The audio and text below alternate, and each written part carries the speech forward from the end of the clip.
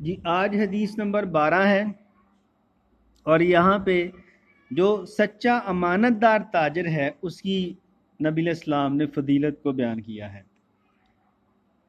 دیکھیں، خریدا ہوا مال واپس نہیں ہوگا، عموماً دکانوں پہ لکھا ہوتا ہے، لیکن اگر لکھا جائے خریدا ہوا مال واپس بھی ہو سکتا ہے تو اس کی کیا ہی فضیلت ہے۔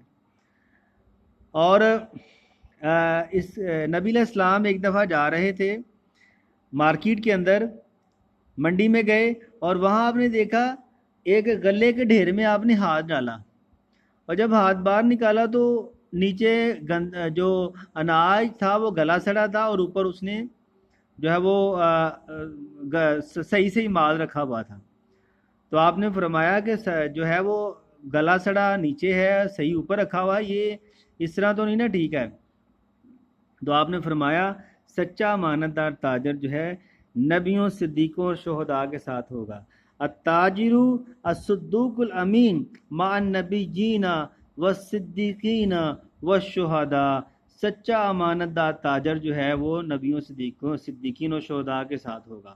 تو یہ دیکھیں بہت بڑی فضیلت ہے جی، اس سے بڑا اعزاز اور کیا ہوگا قیامت کے دن۔ صدیقین کا اعزاز کیا ہے؟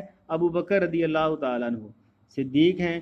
شہداء جو ہیں ان کی بڑی فضیلت ہے، ان کے بارے میں تو یہ کہا گیا ہے کہ تم شہداء کو مردہ نہیں کہنا تم نے، بلکہ وہ زندہ ہیں، اللہ کے ہاں انہیں رزق دیا جاتا ہے، لیکن تم ان کی زندگی کا شعور نہیں رکھتے۔ شہیدوں کی بڑی فضیلت ہے، لیکن دیکھیں سچا تاجر جو ہے ان کے ساتھ ہوگا۔ ٹھیک ہے، تو یہ تھی آج کی حدیث۔ تو اس کے اندر اخلاقی پہلو آ جائیں گے، اخلاقیات کے حوالے سے ہم نے بحث کرنی ہے۔ تو ملتے ہیں اگلی حدیث کے ساتھ، اللہ حافظ۔